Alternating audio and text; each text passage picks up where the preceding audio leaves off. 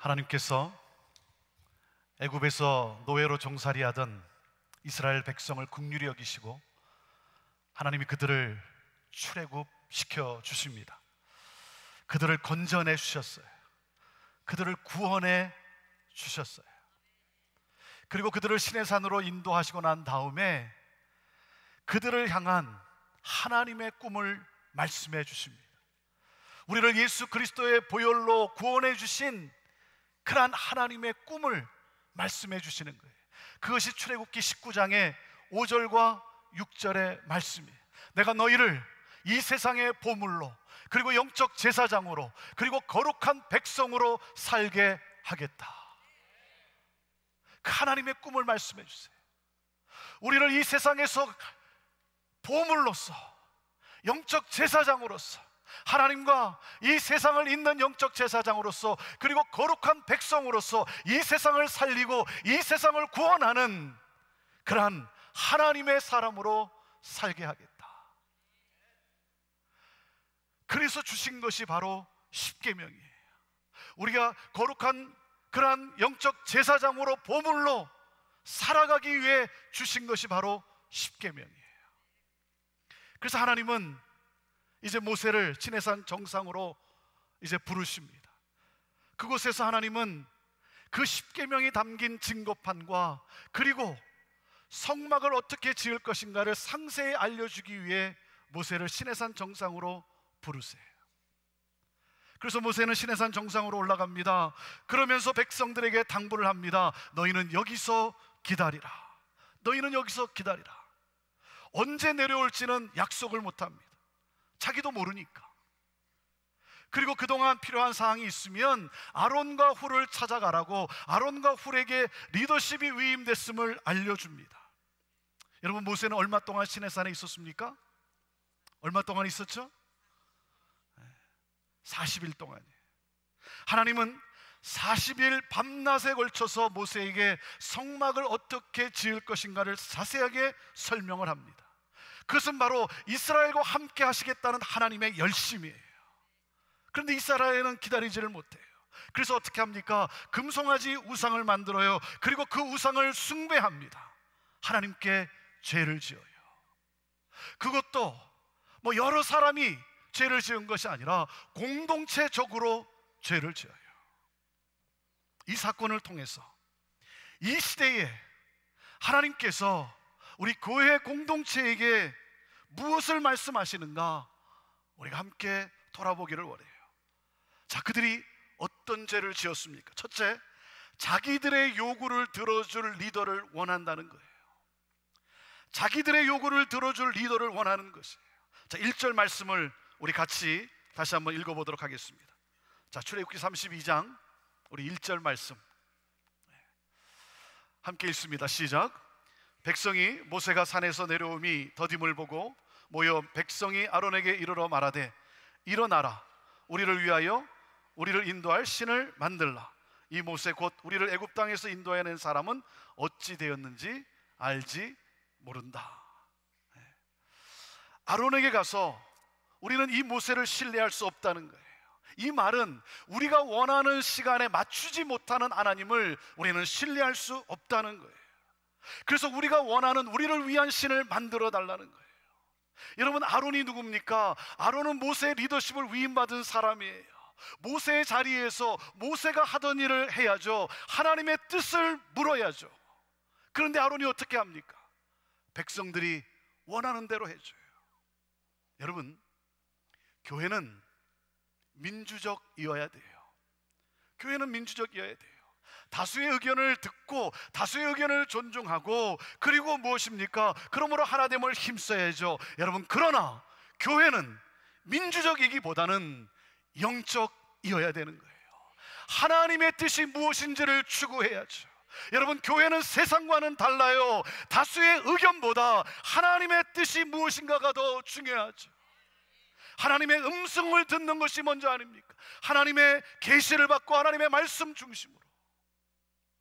여러분, 교회가 결정을 내릴 때 가장 위험한 것이 무엇입니까? 이런 겁니다. 목사님, 많은 사람들이 저와 같은 생각을 하고 있습니다. 이게 무서운 거예요. 이게 위험한 거예요. 목사님, 사람들이 그러는데 어떻게 하시렵니까? 이게 위험한 거예요. 그리고요, 사람들이 그러지도 않아요. 자기만 그러는 거예요. 자기만. 자기의 생각을 합리화시키기 위해서 사람들이 그러는데, 사랑하는 여러분, 아무리 여론이 그렇다 할지라도 하나님의 뜻이 무엇인지 살펴야죠. 그리고 하나님의 뜻이 아닐 때 아니라고 단호하게 선을 긋는 결단이 필요하죠. 하나님의 뜻이 아니라 회중의 뜻으로 교회를 이끌어가는 것, 여러분, 이것이 죄예요. 이것이 교회의 타락인 거예요. 하나님의 뜻이 아니라 회중의 뜻으로 교회를 이끌어가는 것. 그래서 우리는 이렇게 말합니다. 기도하지 않았으면 말하지 말자. 기도하지 않았으면 말하지 말자. 왜? 기도하면 하나님의 뜻이 무엇인지를 알아요. 기도하면 하나님의 마음을 알게 돼요. 그래서 기도하면 모두가 그 하나님의 뜻에 하나가 되는 거예요.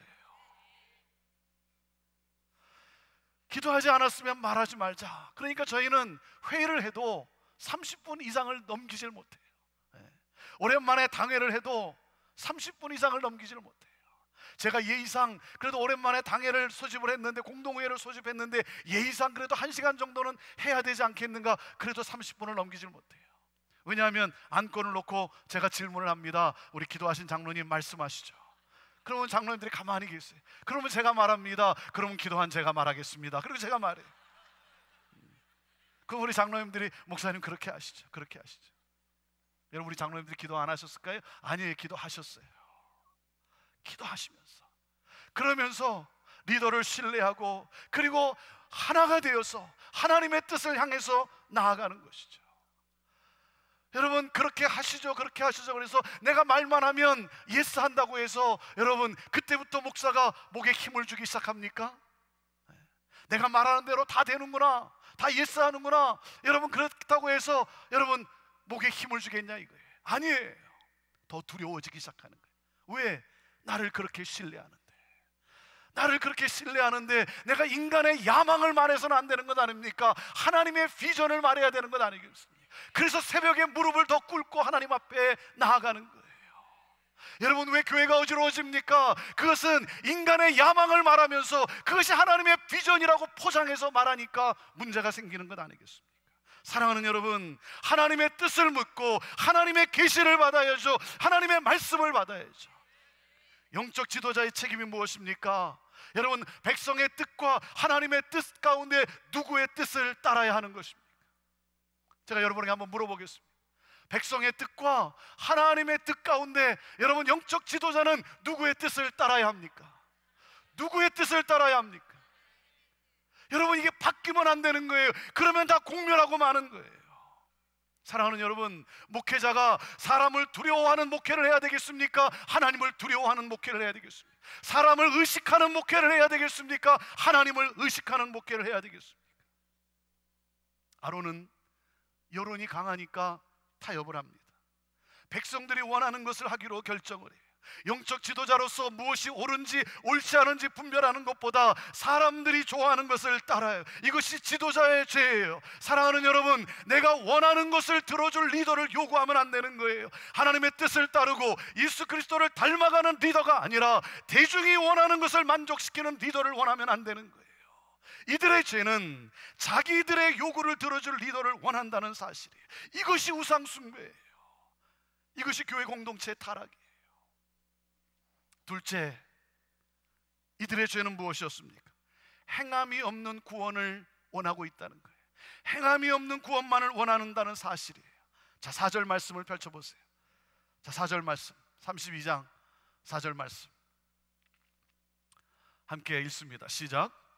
아론이 그들의 손에서 그 금고리를 받아 부어서 조각칼로 새겨 송아지 형상을 만드니 그들이 말하되, 이스라엘아, 이는 너희를 애굽 땅에서 인도하여 낸 너희의 신이다 그랬어요.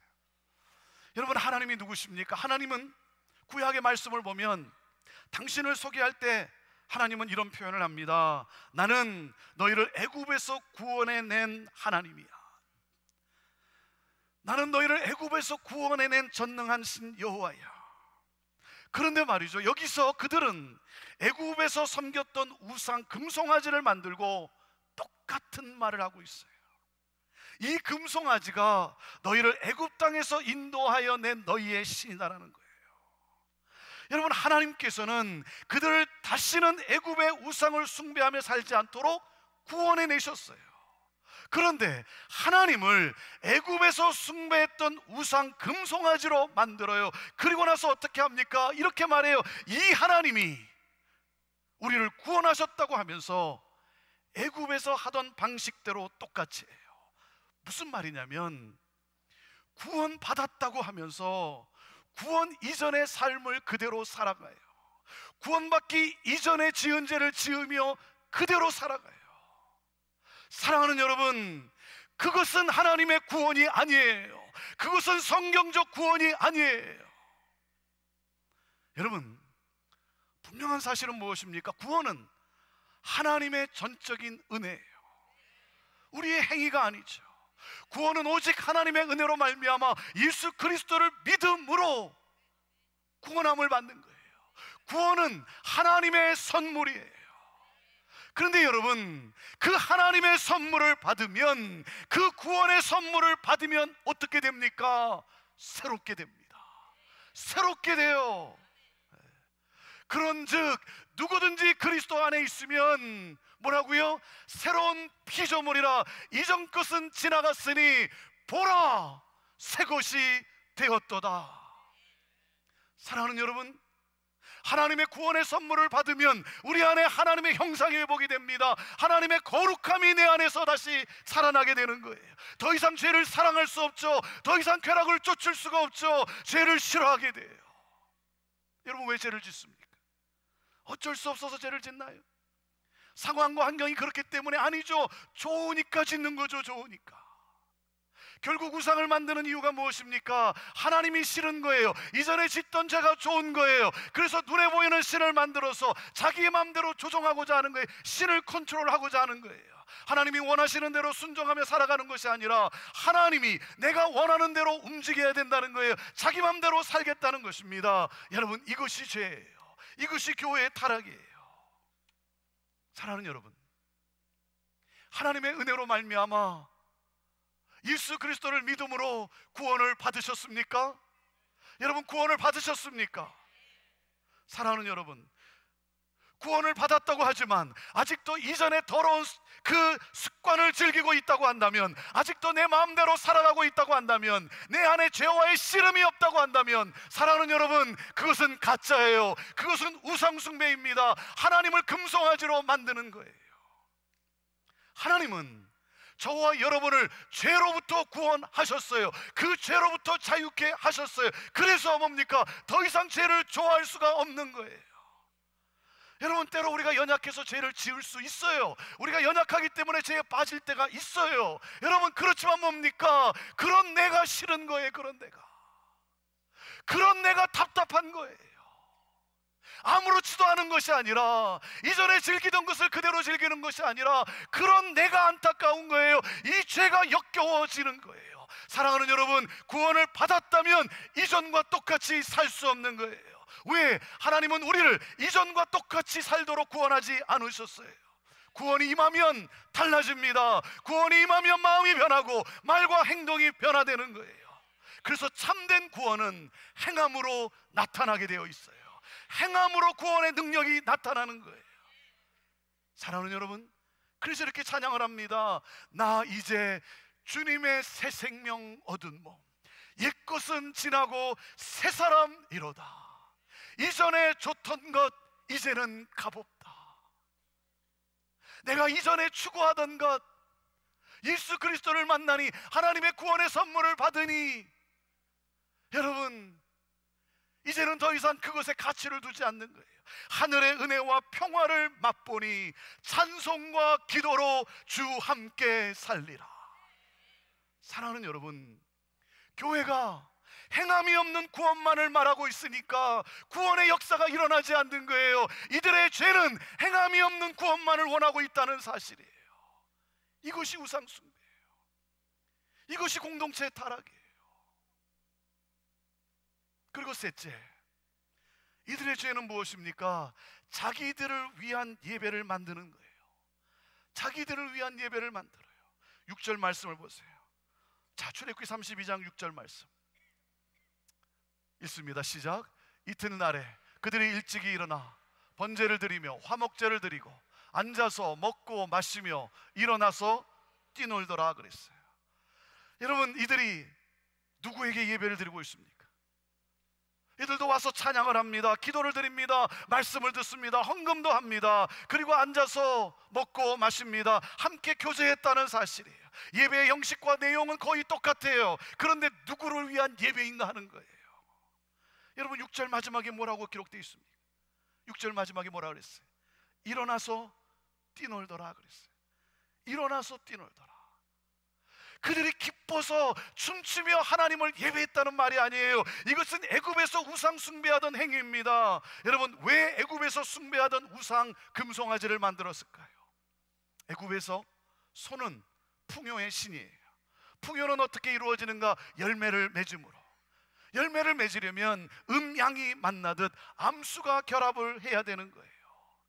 자, 풍요의 신은 무엇을 즐거워하는가? 열매를 맺기 위해서는 암수가 결합을 하듯 성관계를 즐거워한다는 거예요. 그래서 신전에서 집단 성행위를 갖습니다. 이것이 그들의 풍요의 신을 예배하는 방법이었어요. 자기들의 욕망과 자기들의 쾌락을 합리화하는 수단으로 금송아지를 만들어 놓고 그러면서 하나님을 경배한다고 하는 거예요.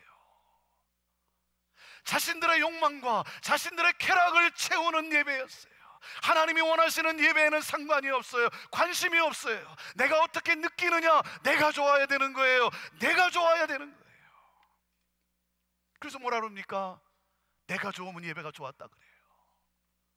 사랑하는 여러분, 내가 좋은 것보다 하나님이 좋아하셔야죠. 하나님이 좋아하셔야죠.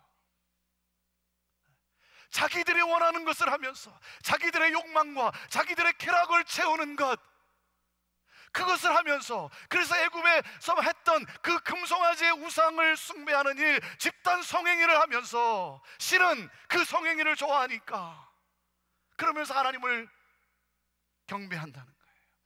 여러분, 이것이 죄예요. 이것이 교회 공동체의 타락이에요. 여러분, 헌금도 드려요. 그러나 누구를 위한 헌금입니까? 봉사를 합니다. 여러분, 그런데 누구를 위한 봉사입니까? 나를 위한, 자기를 드러내기 위한 헌금이요 봉사냐 이거예요. 자기를 드러내기 위해서, 자기의 욕망을 채기 위해서, 자기의 명예를 얻기 위해서, 자기의 쾌락을 채우기 위해서, 그러면서 하면서도 하나님을 섬겼다라 그래요. 예배했다고 합리화합니다. 이들의 죄는 자기들을 위한 예배를 만드는 거예요. 이것이 우상숭배예요. 이것이 공동체의 타락이에요.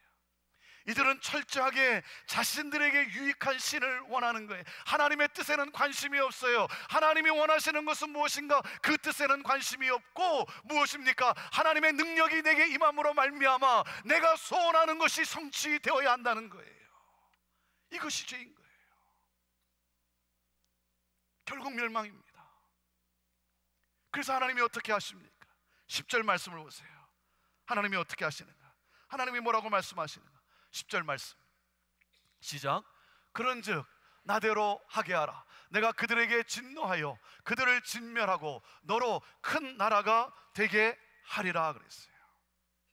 하나님은 이스라엘과 함께 하시려던 계획을 거두시겠다는 거예요. 내가 이 백성을 다 진멸하고 모세에게 새로운 너의 나라를 세우겠다라고 하십니다. 그때 모세가 어떻게 반응합니까? 모세가 안 된다라고 간청을 합니다. 안 된다라고. 그랬더니 하나님이 어떻게 하시는가? 14절 말씀으로 가보세요. 자, 14절 말씀. 14절 함께 읽습니다. 시작.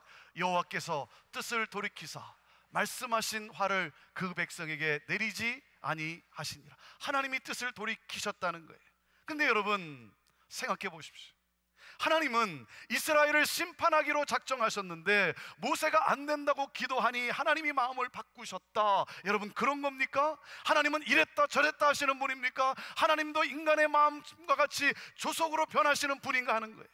사랑하는 여러분, 하나님은 결코 변치 않으시는 분이에요. 하나님은 완전하신 분이세요. 하나님은 어제나 오늘이나 영원토록 동일하신 하나님이세요. 하나님이 나쁘게도 변하시고 하나님이 좋게도 변하신다면 그것은 더 이상 하나님이 아니시죠. 사랑하는 여러분, 하나님은 불변하시는 하나님이세요. 자, 그런데 정말 안 변하시는가? 하나님은 절대로 안 변하신다가 아니, 무엇이 불변한다는 것인가? 여러분, 하나님의 무엇이 불변한다는 것인가? 그것은 바로 이겁니다. 우리를 사랑하시고 우리를 구원하시는 하나님의 목적이 불변한다는 거예요. 하나님은 공의의 하나님으로서 죄를 심판하시는 하나님이에요.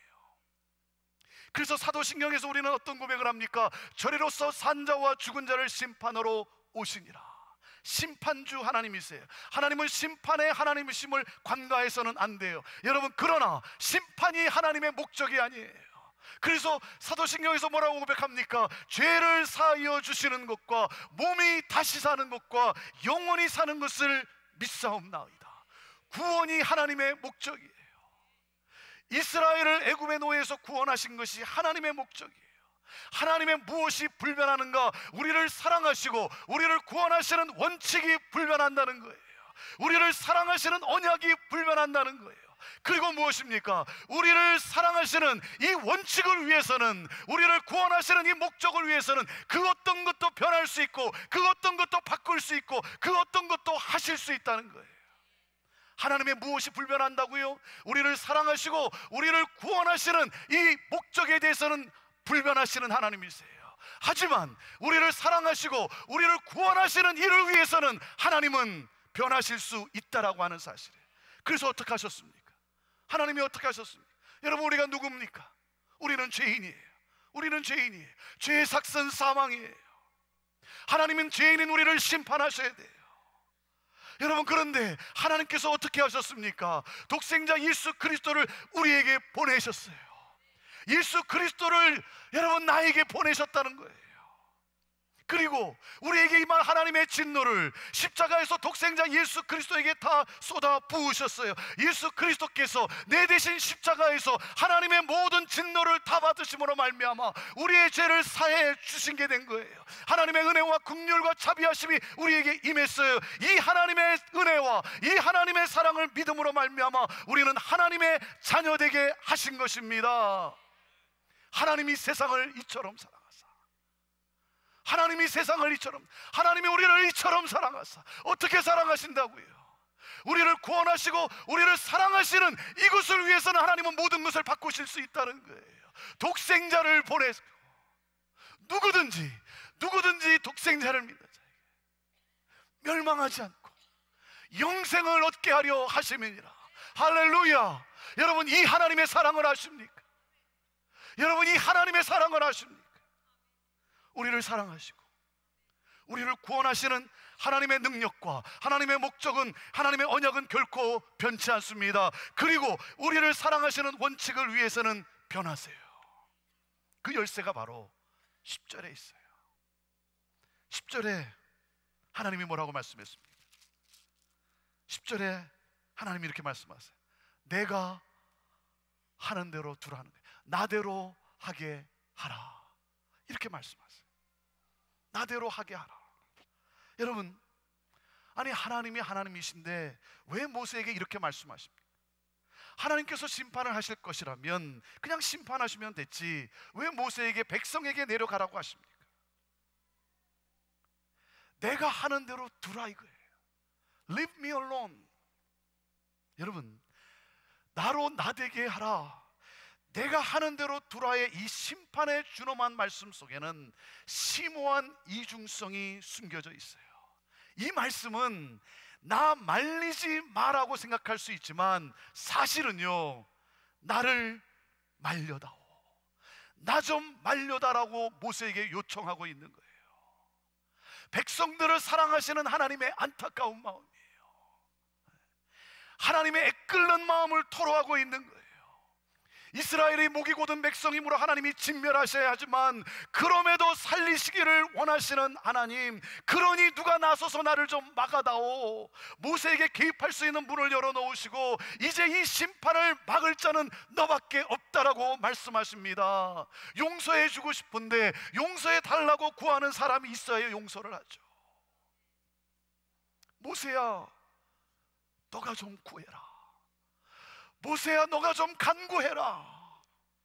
모세는 하나님의 정확한 이 마음을 봅니다. 그래서 하나님과 백성 중간에 서서 어떻게 할 수 없는 이 백성의 죄와 그들을 용서하고 싶은데 심판할 수밖에 없는 하나님의 안타까운 마음을 보고 있는 거예요.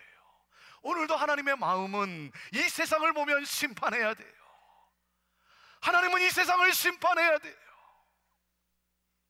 그런데 누가 나를 막아야 된다, 중보자를 찾고 계시는 거예요. 모세야, 나와 백성 사이에 중재자는 너밖에 없다라고 하시는 거예요. 모세는 그 하나님의 마음을 알고 무릎을 꿇은 거예요. 그래서 모세는 인간을 살리시는 하나님의 변치 않는 능력을 붙들고 기도합니다. 하나님, 그 큰 권세로 이 백성을 하나님 살리셨는데 하나님 왜 진멸하시려고 합니까? 그 하나님의 권능을 붙들고 기도하고 있는 거예요. 그리고 하나님의 목적은 심판이 아니라 구원 아니십니까? 그 구원을 붙잡고 기도하고 있는 거예요. 그리고 우리를 사랑하시는 하나님의 그 신실하신 약속을 붙잡고 기도하는 거예요. 그것이 바로 모세의 유명한 중보기도인 11절에서 13절의 내용이에요. 여러분, 하나님께서 원래 심판하려고 했는데 모세의 간청에 설득되셔서 계획을 변경하셨다는 것이 아니라 하나님께서 원래 바라셨던 대로 백성을 구원하시고자 하시는 뜻을 모세의 중보를 통해 이루신 것인 거예요. 여러분 아시겠습니까? 하나님께서 원래 심판하려고 했는데 모세의 간증에 설득되셔서 그래서 계획을 변경하셨다, 그게 아니라 하나님께서 원래 바라셨던 대로 백성을 구원하시고자 하시는 그 뜻을 모세의 중보를 통해 이루신 거예요.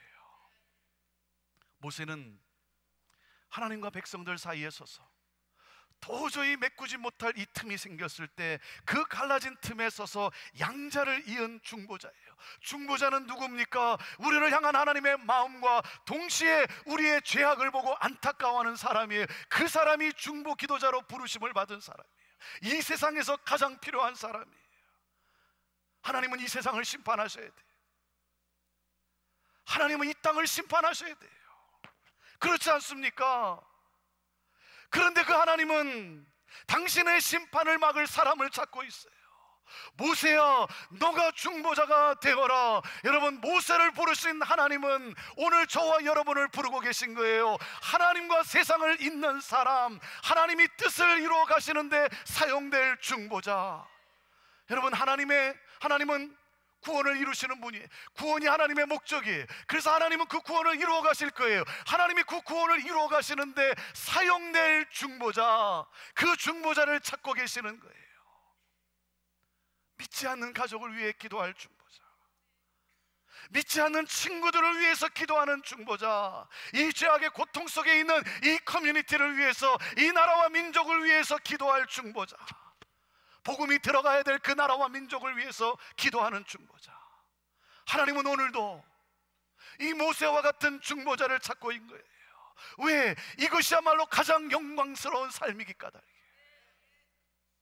사랑하는 여러분, 하나님의 마음을 품고 기도하는 어머니와 아버지가 있는 한 그 가정은 결코 불행할 수 없습니다.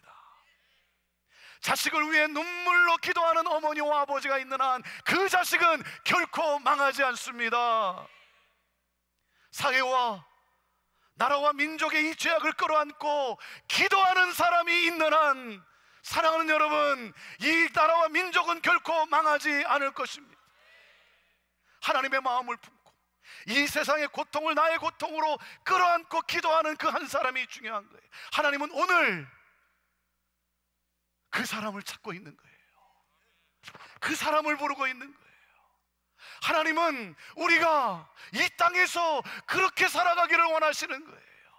이 나라와 민족을 구원할 사람, 하나님의 심판을 막을 사람. 사랑하는 여러분, 하나님은 우리를 중보자로 살아가기를 원하고 계신 거예요. 여러분, 누가 지도자입니까? 누가 세상을 살리는 사람입니까? 여러분, 대통령이 지도자입니까? 국회의원이 지도자입니까? 여러분, 실업인이 지도자입니까? 여러분, 정치인이 지도자입니까? 그렇지 않아요. 여러분, 누가 지도자입니까? 자기의 생명을 내놓고 기도하는 사람이 지도자예요. 기도하는 사람이 세상을 살립니다. 기도하는 사람은 하나님의 마음을 움직이는 사람입니다. 하나님의 역사를 가져오는 사람이에요.